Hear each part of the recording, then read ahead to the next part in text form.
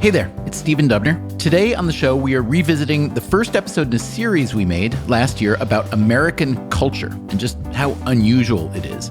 We have updated facts and figures as necessary. Also, we need your help for a new episode we're producing about bosses who have business degrees. We want to hear your stories, specifically about how your company or department changed when someone with an MBA showed up to start running things. Did the situation get better, worse, weirder? How? You can send an email to radio@freakonomics.com or, even better, a voice memo, and we might use your voice on the show. Please record your voice memo in a quiet place. Keep your mouth close to the phone. Please include your name, where you live, and what you do. And given the nature of this topic, if you need to stay anonymous, we will honor that. You can send the voice memo to that same address, radio@freakonomics.com. Thanks in advance. And now I hope you enjoy this episode.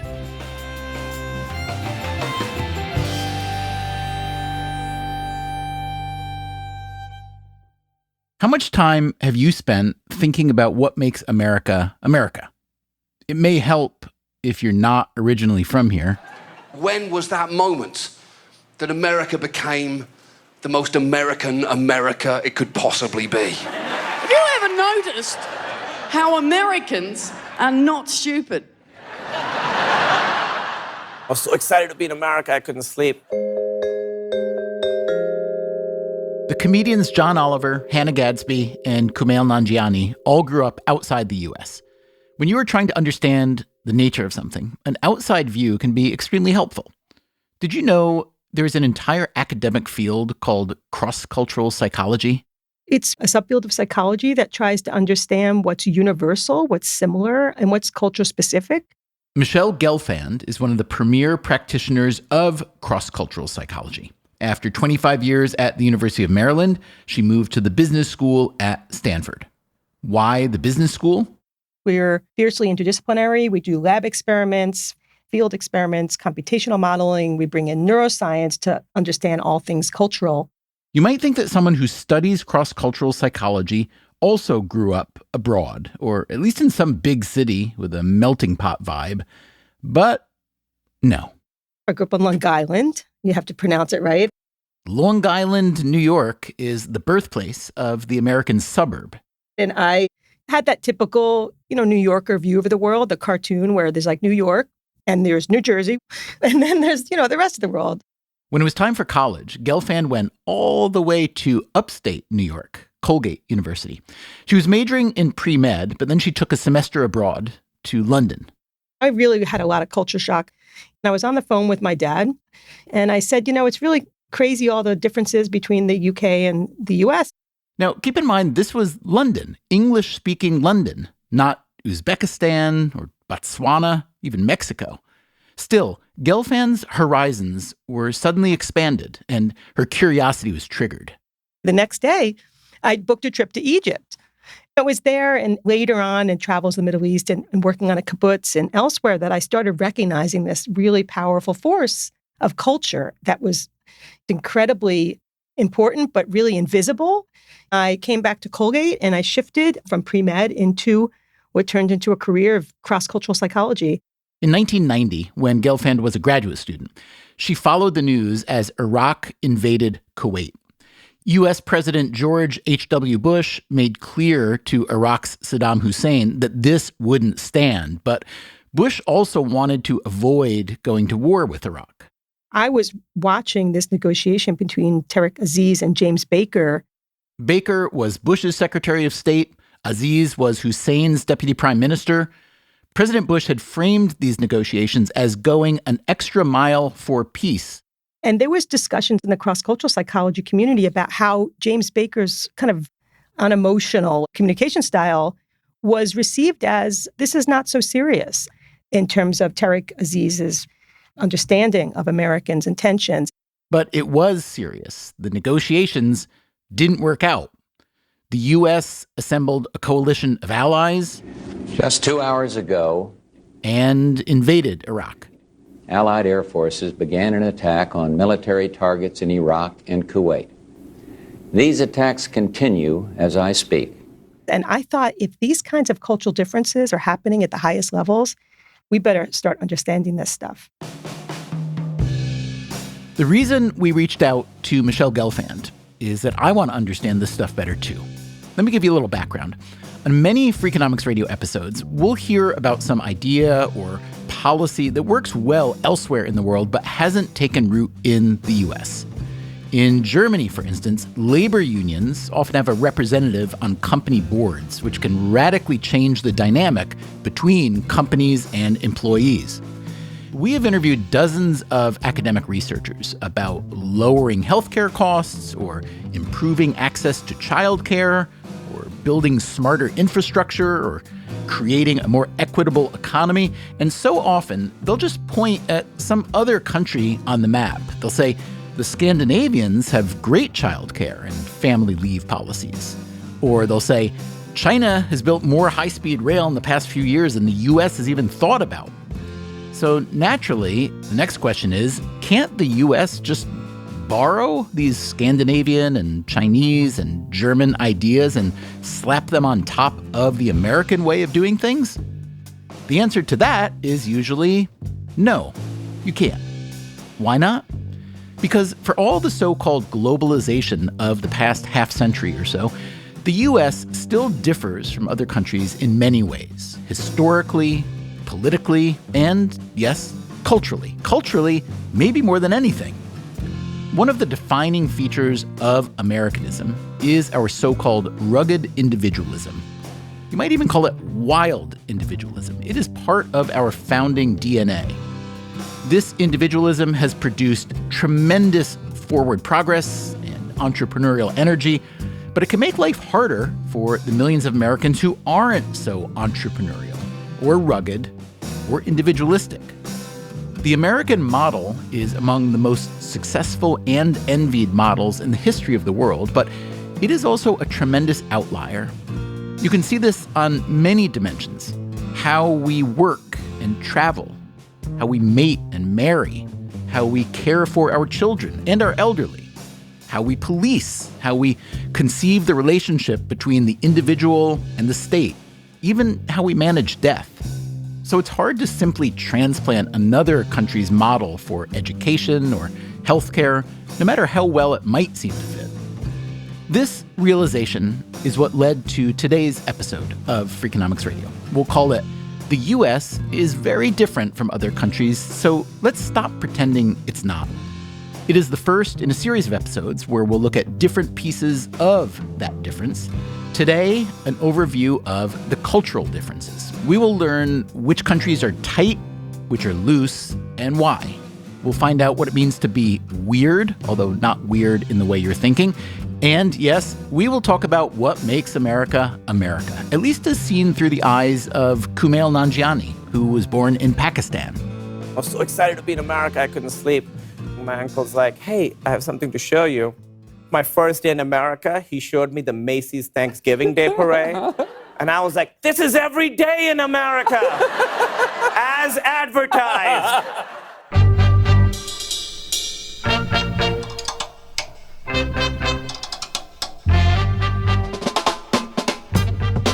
This is Freakonomics Radio, the podcast that explores the hidden side of everything, with your host, Stephen Dubner.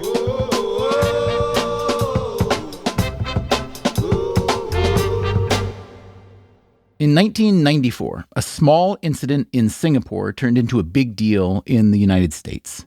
Michelle Gelfand again.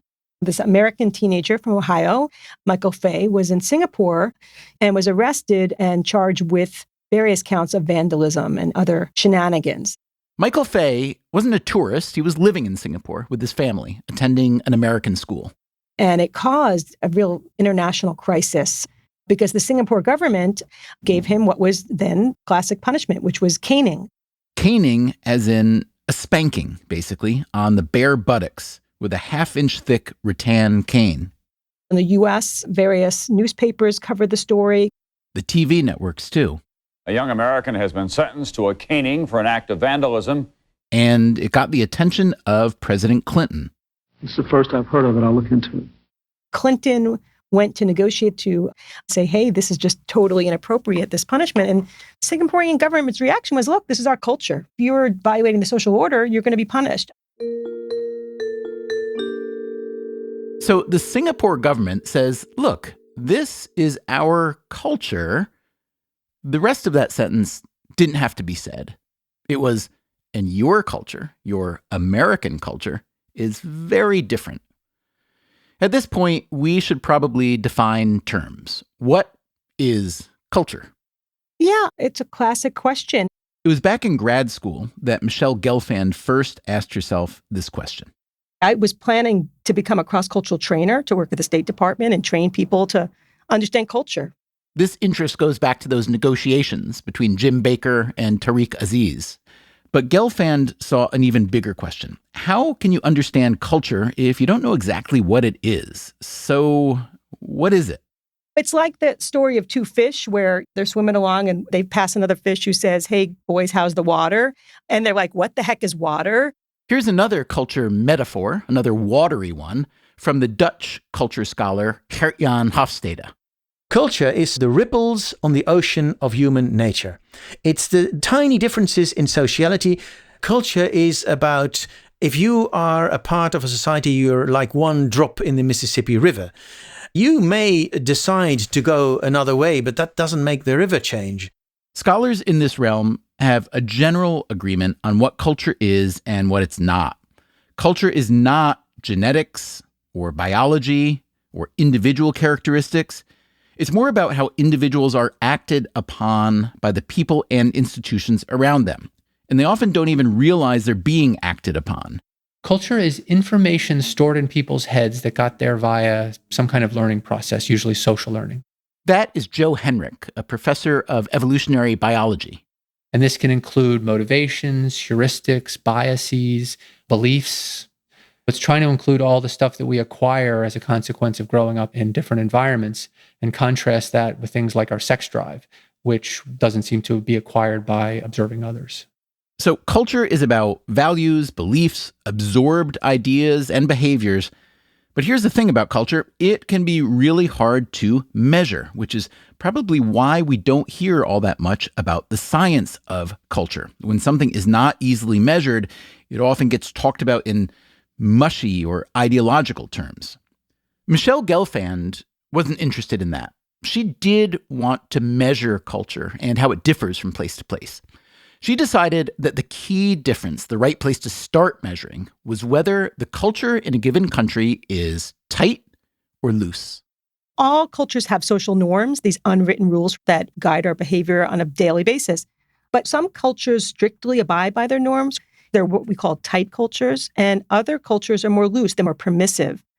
Are you the creator of the looseness, tightness system for looking at culture? Well, we can look back to Herodotus. He contrasts places like Egypt that had strict rules for authority and gender and purity with the Persians, who, using my terminology, he would have said that they were quite loose. Later on, fast forward, Pietro Pelto, who's an anthropologist, he wrote a paper about it. And this paper was basically sitting in the shelves of libraries for many years. And when I started to work with Harry Triandis, who was one of the founders of the field, I thought, wow, this is a super interesting construct. So let's try to measure this. Gelfand and several colleagues undertook a massive research project, interviewing some 7,000 people from 33 countries on 5 continents. They made sure to include a variety of ages, occupations, religions, social and economic classes. Here's one of the questions they asked. If someone acts in an inappropriate way, will others strongly disapprove in this country? Here's another. Are there very clear expectations for how people should act in most situations? In 2018, Gelfand published a book of these findings called Rule Makers, Rule Breakers: How Tight and Loose Cultures Wire Our World. Tight cultures, she writes, are usually found in South and East Asia, the Middle East, and in European countries of Nordic and Germanic origin. Loose cultures tend to be found in English-speaking countries, as well as Latin American, Latin European, and formerly communist cultures. The United States, you may not be surprised to learn, is on the loose end of the spectrum, although not in the top 5. The 5 loosest countries, according to this analysis, were Ukraine, Estonia, Hungary, Israel, and the Netherlands. The Netherlands, despite its Germanic roots. Australia and Brazil are also loose. The 5 tightest countries are Pakistan, Malaysia, India, South Korea, and our old friend Singapore. China, Japan, and Turkey are also tight. Now, let's pull back and make an important point. Labeling a given country tight or loose is an overall aggregate measurement. Within countries, there is, of course, enormous variation. There are plenty of looser people in tight countries and vice versa. But remember what Hofstede told us. You're like one drop in the Mississippi River. You may decide to go another way, but that doesn't make the river change. I asked Michelle Gelfand to talk about why a given country is loose or tight. In cross-cultural psychology, we study how ecological and historical factors cause the evolution of differences. And there's large differences around the world, for example, on how much cultures are exposed to chronic threat. And that really can help explain some variation, not all, but some variation in norms and values. Chronic threat, meaning a country is prone to natural disasters or disease or hostile invaders. Exactly. So Japan has been hit by Mother Nature for centuries, or more human-made threats, like how many times has your nation been invaded over the last 100 years? Groups that tend to have threat tend to develop stricter rules to coordinate. So between not having been historically a terrible recipient of viruses and also by dint of having an ocean on either side of us, et cetera, and being a really big and really rich country, it sounds like the U.S. must have one of the lowest inherent threat levels. We've had our share of threat, but just not chronic threat. Compared to other countries, including places like Japan, Singapore, Germany, we can afford to be more permissive. When I look at the loosest country in the data, I see Ukraine. And I think, holy cow, Ukraine is surrounded by threat, including its next door neighbor, Russia. The data suggests that those countries in Eastern Europe are extremely loose, almost normless, we might say, because after the fall of the Soviet Union, these countries did a pendulum shift. And that happens a lot. What we saw in Egypt was very similar. We had a very tight social order. When they took out Mubarak, this went to the opposite extreme, to almost anomie, normalness. As for the U.S., Gelfand says we are not only loose, but that for the most part, we've been getting progressively looser. We analyzed shifts in tightness over 200 years. We developed these linguistic dictionaries to analyze language reflective of tight and loose in newspapers and books. Tight words like restrain, comply, adhere, enforce, as compared to words like allow and leeway, flexibility, empower. And we can see a strong trend that looseness has increased over the last 200 years. But even a loose country will tighten up when a threat arises. Like during 9/11, during world wars, we see increases in tightness. During the Cold War, we had a lot of struggles with tightening. During COVID, clearly. Gelfand says the countries that were most aggressive in trying to contain COVID tended to be tighter countries. Singapore, for instance. Wearing masks is a way of life now in Singapore. For the last few months, the city-state has seen just a handful of COVID-19 cases. Tightness and compliance would seem to go hand in hand, but there's more than compliance going on here. Listen to the dean of the public health school at the National University of Singapore. We have a tradition of having national campaigns to galvanize people to proceed in a common direction. And I think this community spiritedness has been built in us since we were very young. Michelle Gelfand and several co-authors recently published a study in The Lancet about how COVID played out in loose versus tight cultures. Controlling for a variety of other factors, they found that looser countries, the US, Brazil, Italy, and Spain, have had roughly 5 times the number of COVID cases and nearly 9 times as many deaths as tighter countries. But let's look at the pandemic from a different angle. Which country led the way in producing the most effective COVID-19 vaccines? God bless America. Coming up after the break, what other benefits come with looseness? And what can the Muppets teach us about American culture? People who went out to California, I would say they were those kind of chaos Muppets because they were risk-seeking. We'll be right back.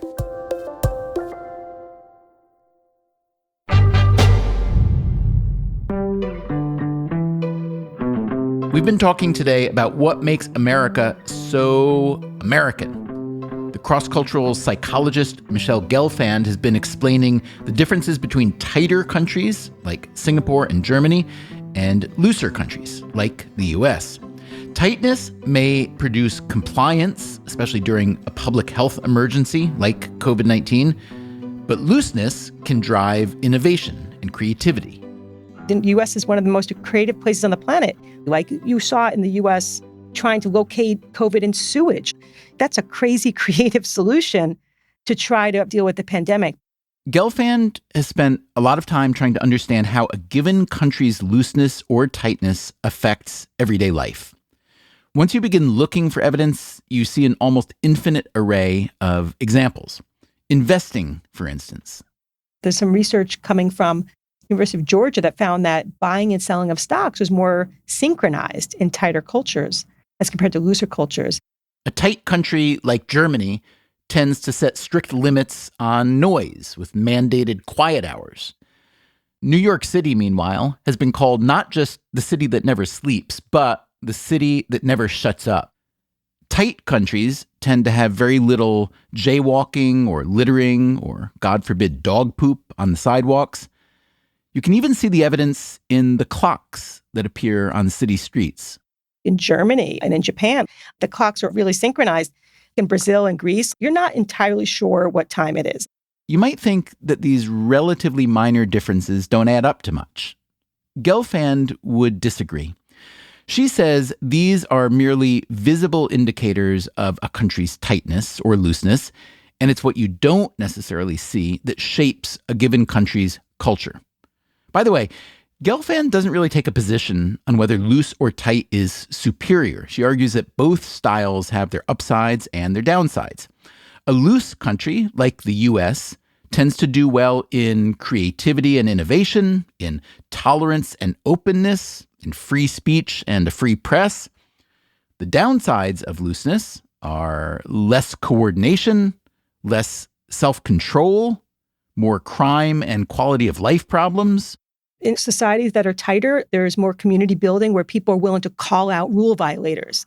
Here in the U.S., it's actually a rule violation to call out people who are violating norms. She sees the lack of self-control in loose countries as particularly worrisome. So that has a lot of other effects on debt, on alcoholism, on recreational drug use. It also is related to obesity.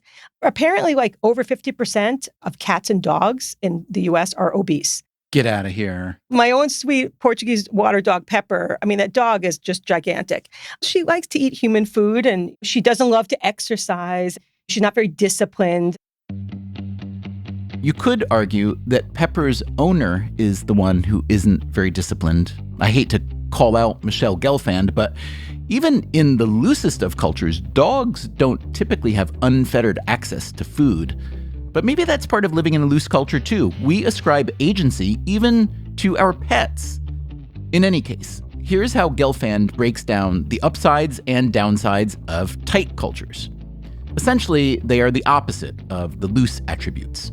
Tight cultures have more coordination and more self-control. If you're in contexts where there's a lot of rules, you develop from a very early age that impulse control.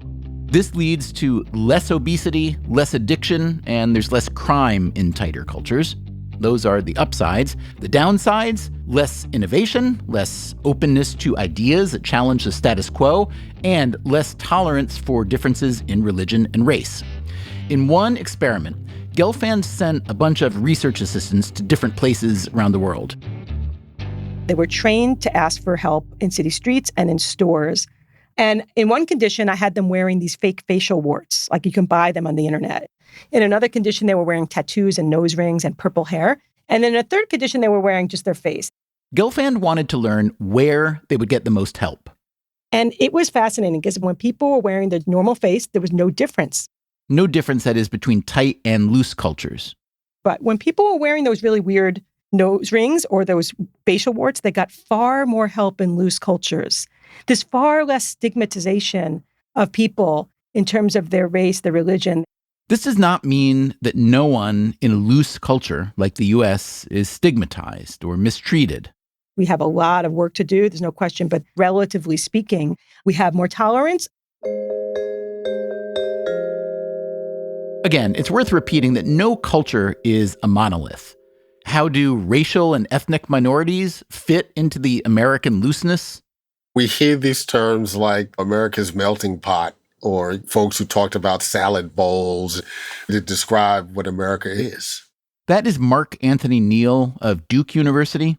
You have no real other example of a country that has brought together so many different national and ethnic and racial backgrounds.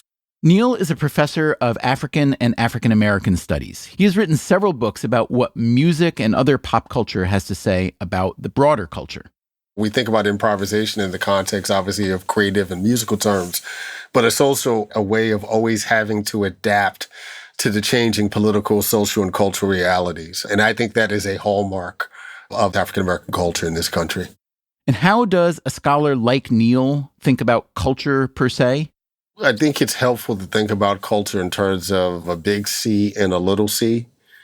The little c being those everyday things that we sometimes don't elevate to a level of culture. And then there's the big C, the stuff that we have these big conversations about, that we do these incredible studies about, which is really about the worldview of groups of people coming together in a community, in a nation, in a family, right? But the big C, in my mind, is very different than the little c. Groups that are of lower status tend to live in tighter worlds. Michelle Gelfand again. And that suggests that minorities, women, people of different sexual orientation, when they violate the same rule, might be held to higher accountability, to more strict punishment.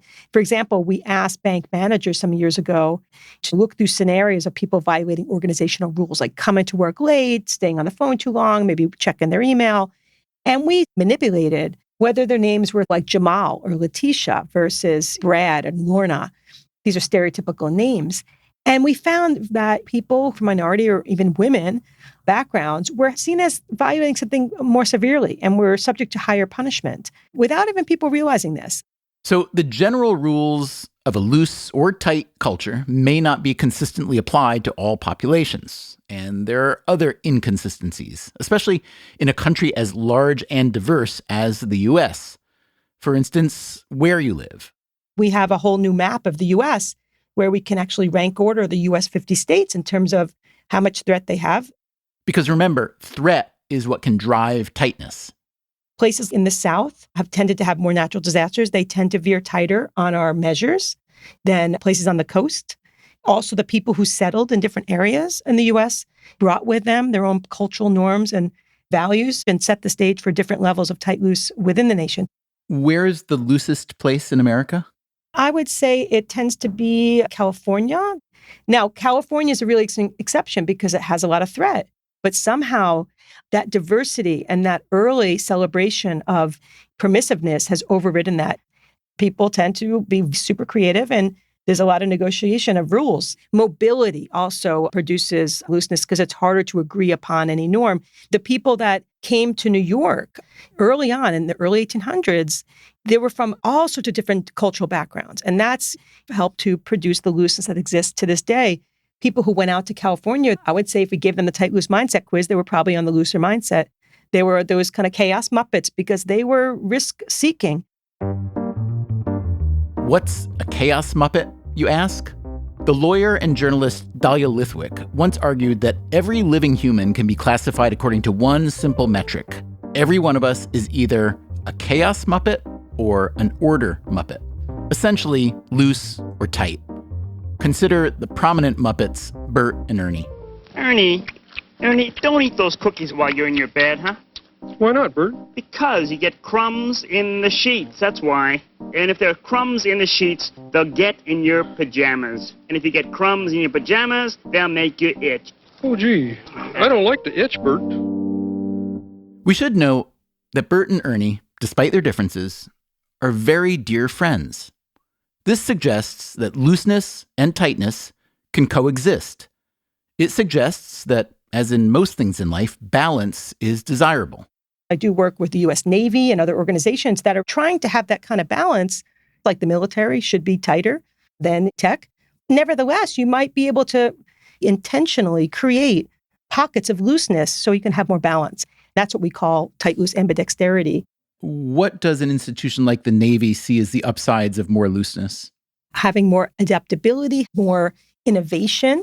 Innovation requires coming up with a lot of ideas that is generated by looseness. We can think about extraordinarily loose contexts like Tesla or Uber that probably need a little more structure.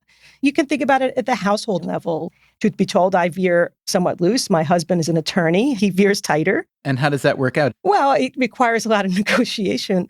He's kind of horrified by my dishwasher loading behavior. I think that's a good litmus test of tight loose. Oh, yeah. I'm with him. I also teach negotiation. And the whole point about negotiation is you figure out what's your highest priority in the situation. Like what domain is so important for you in terms of your tightness or your looseness, and then negotiate accordingly. We do this on vacations with my siblings. There's a huge variation in how much spontaneity people like versus how much structure they want. And it drives us crazy. And I'm guessing you're the spontaneous type. Yeah, for the most part. I find that people who don't load dishwashers carefully are usually pretty loose with the planning. I'll just say that there are also other contexts where we naturally tighten. When you have teenagers, you're like tight, you know, at least for me. I'm like, we're going to go to Singapore if you people don't behave. Coming up after the break, how America's creative looseness has produced a strange global effect. The scientific discipline of psychology is dominated by Americans. In the meantime, a bit more from the comedian Hannah Gadsby, who grew up in Tasmania. Have you ever noticed how Americans are not stupid? I've been led to believe by you that you are as dumb as bricks. And then I meet you all and then you're not. I mean, you've got your quota, as have we all, but you're not. Do you know what you are? You're culturally confident. Good on you, I say. Good on you. You know who else had that skill set? The ancient Romans. And things worked out well for them for a bit. We'll be right back with the U.S. is very different from other countries, so let's stop pretending it's not. I'm Stephen Dubner, and this is Freakonomics Radio.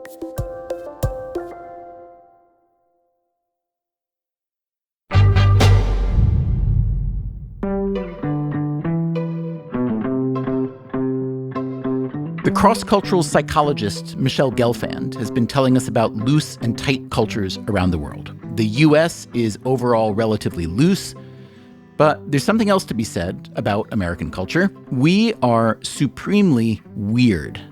Not just regular weird, we are acronymically weird. Capital WEIRD, which stands for Western, educated, industrialized, rich, and democratic.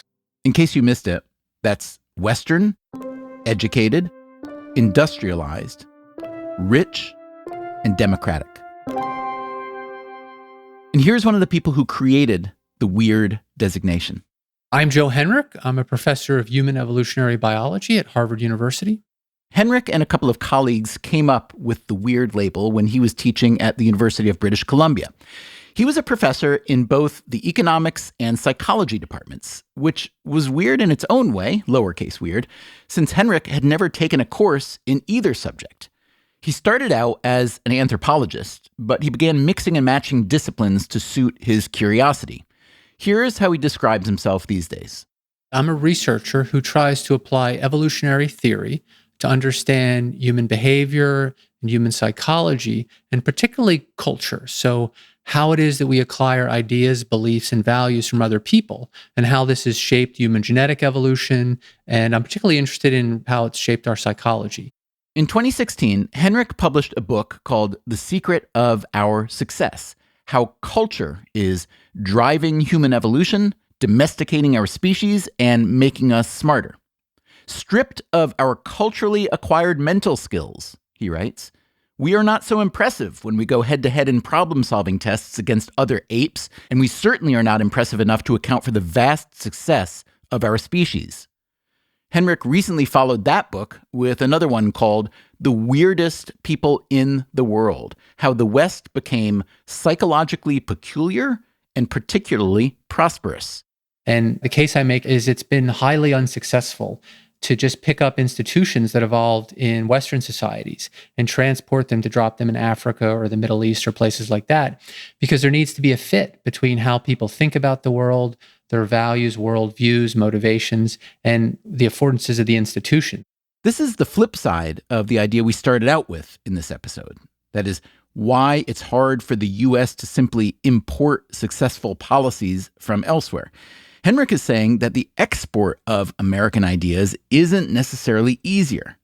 If it were, Afghanistan and Venezuela, even Iran, might be U.S.-style democracies by now.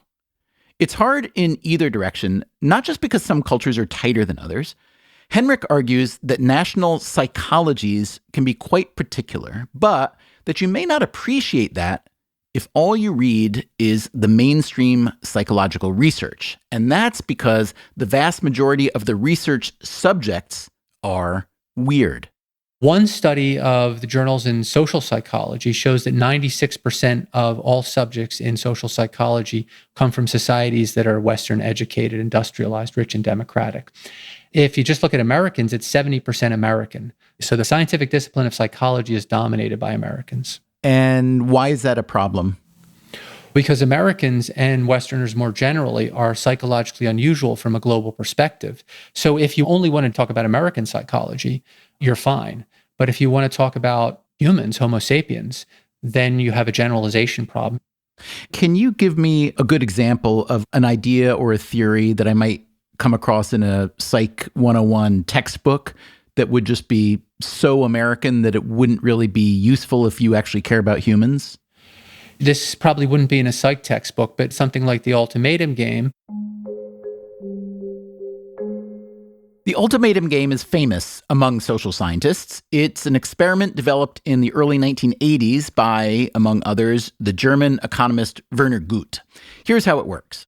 Two players divide a sum of money, so say it's $100, and the first player can offer a portion of the $100 to a second player. So they might offer, say, 10 out of the 100. The second player is given a choice between accepting or rejecting. The two players don't know each other, they don't even see each other, and this is a one-time interaction, so there won't be another round of the game where the second player can punish or reward the first player. If they accept the offer, they get the amount of the offer, so $10 in this case. If they reject, both players get $0. Okay, you get the gist, right? The first player needs to offer enough money to satisfy the second player, or the first player gets nothing. If you're an economist, you might think that offering even $1 out of the 100 would be enough, because $1 is more than 0, so the second player would still be better off. But if you're not an economist, if you're a regular human being, you can see why the second player might reject a $1 offer. It is a small price to pay to punish the first player for being so stingy. So how much would you offer? That's what the ultimatum experiments set out to find. As with most experiments like this, the research subjects were weird. Usually they were students at the universities where the researchers worked. So the usual result that economists found in lots of university populations in Europe and the US is many people offer 50-50. So you end up with mean offers around 45% of the total. And I was interested in this, and I thought maybe it would tell us something about an innate human psychology for reciprocity or something like that. That is a pretty interesting result. One stranger giving away roughly half their money to another stranger when theoretically 10 or 20% would keep the second player from rejecting the offer. Some researchers looked at these results and came up with a new label for humans in this context, Homo reciprocans. This was in contrast to the economists' label of Homo economicus. That version of humans is more self-interested, less reciprocal. But Joe Henrik wanted to see how the ultimatum experiments worked when it wasn't just a bunch of weird college students. I was doing research in the Peruvian Amazon. So I did the experiment there with an indigenous population called the Machigenga. And the Machigenga were much closer to the predictions of Homo economicus, where you make low offers and never reject. So they would offer a mean of about 25, 26%. There were a number of low offers of 15%, which didn't get rejected. And this led to this project where we did it in lots of places, hunter-gatherers, pastoralists, Africa, Papua New Guinea. And we found the full spectrum of variation. Offers went up as high as 55 or 60% in some places, and then down around 25% in other places. I remember once, years and years ago, when I was reading this research that you were doing, speaking with Francisco Gil White, who was then at Penn, and he told me that when he was running this ultimatum experiment, I don't remember where, I want to say Mongolia. Yeah, he was in Mongolia. But the research subjects, they gave him a lot back and they thought it was going to him. And he said the reason was that he was, a young, postdoc, and he had holes in his genes. And the research subject explained to him that, oh, I feel so bad for you that you can't afford pants without holes in them, that I can't take the money from this poor American kid. And it struck me as a way in which this experiment could be, perverted. So Francisco's a good pal of mine, and he's also a very charming fellow, so I have no doubt that his subjects really liked him.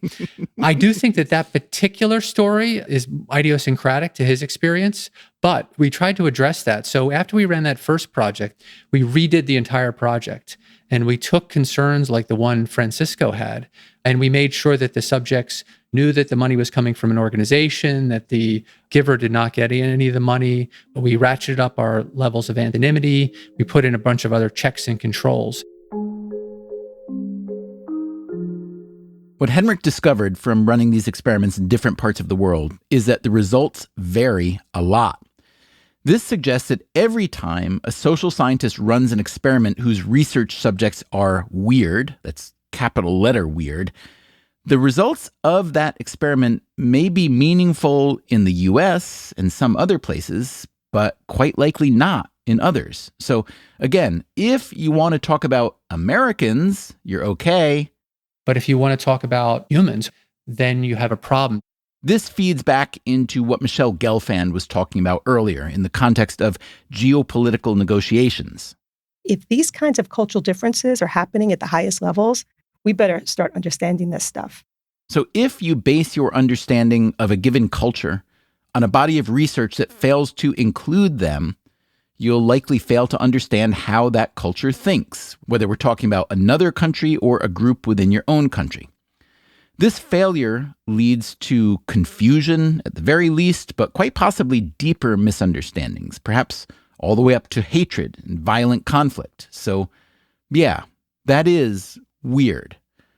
Joe Henrik's research into national psychologies led him to an even more fascinating conclusion.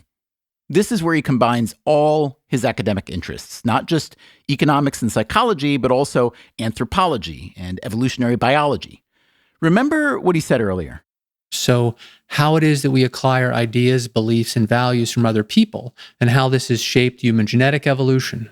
Really? Can that possibly be true? Our culture shapes our genetics? Henrik says yes. Here's how he puts it in his latest book.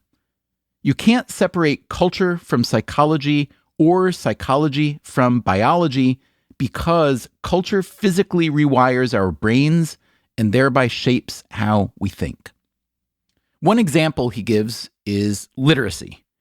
In a society in which 95% of adults are highly literate, he writes, people have a thicker corpus callosum than a society in which only 5% of people are highly literate.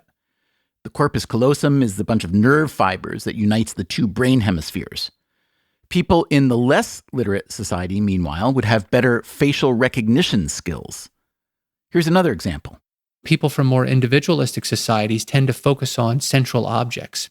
Meaning, if you grew up someplace like the US, when you look at an image, you're more likely to pay attention to what's in the foreground, in the center. Someone raised in an Eastern culture might focus more on the image as a whole and less on the central object.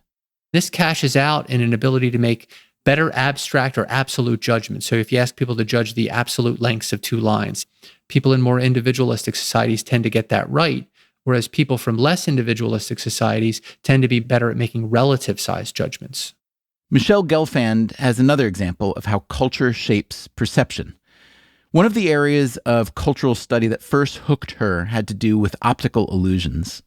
Classic things like the Mueller-Lyer illusion, which is these two lines where one looks longer than the other. These are the two lines that are the same, but one has arrows going out and one in. Exactly. And they were finding that people in Africa were not falling victim to this illusion. Part of it is that when you live in a world that has carpentered environments, like right angles, where we live in houses, in the States, makes us focus on those right angles, and it produces this illusion. I was floored. If basic things like visual illusions are not universal, what about other phenomena? Yes, what about other phenomena? Like how things smell to us. Joe Henrich again.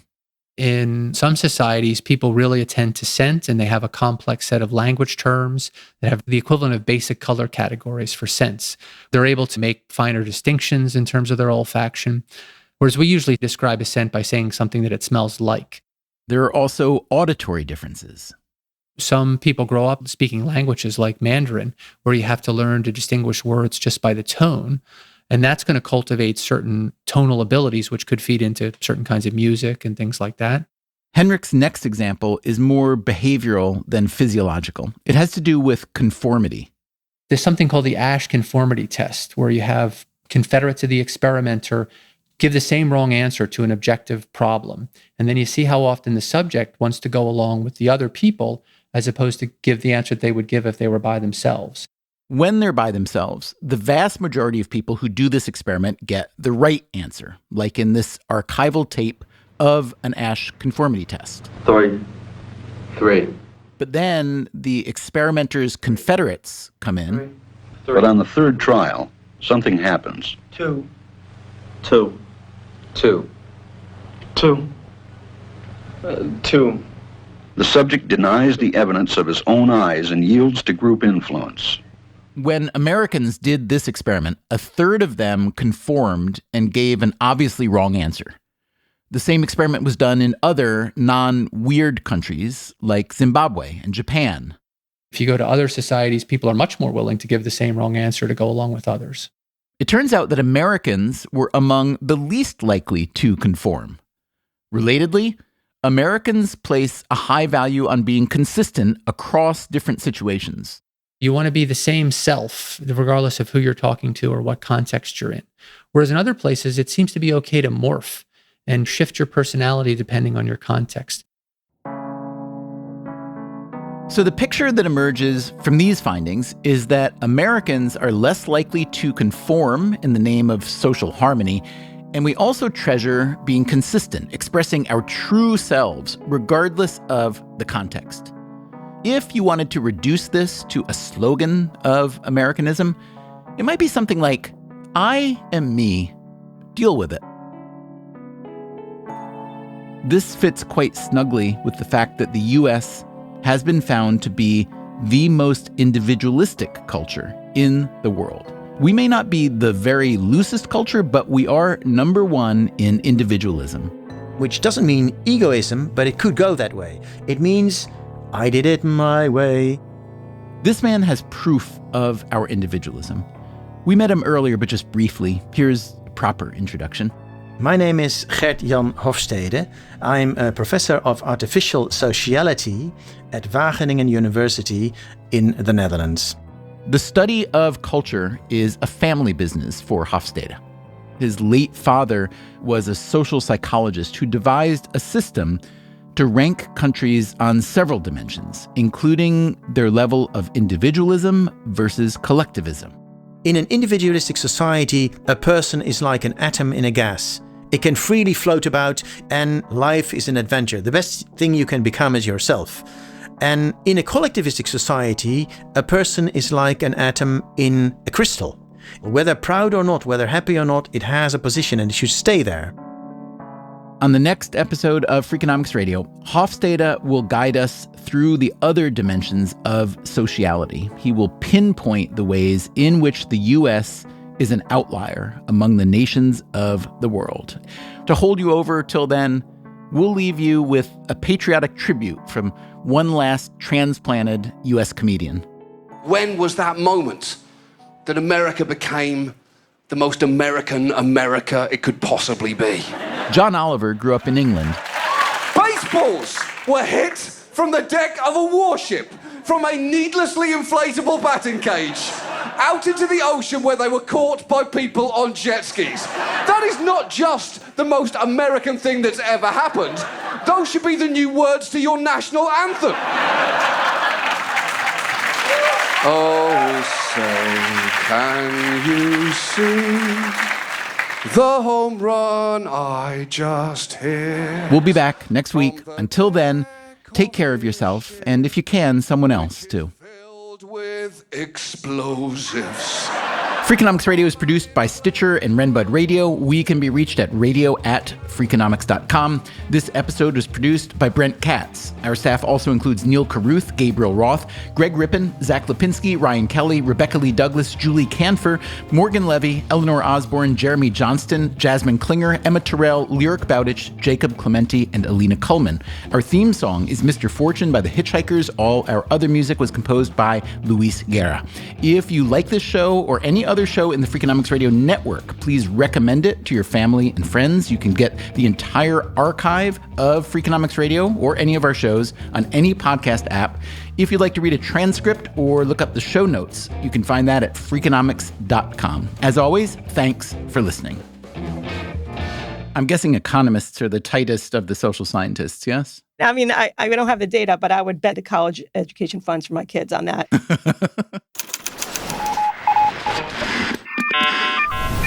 The Freakonomics Radio Network. Stitcher.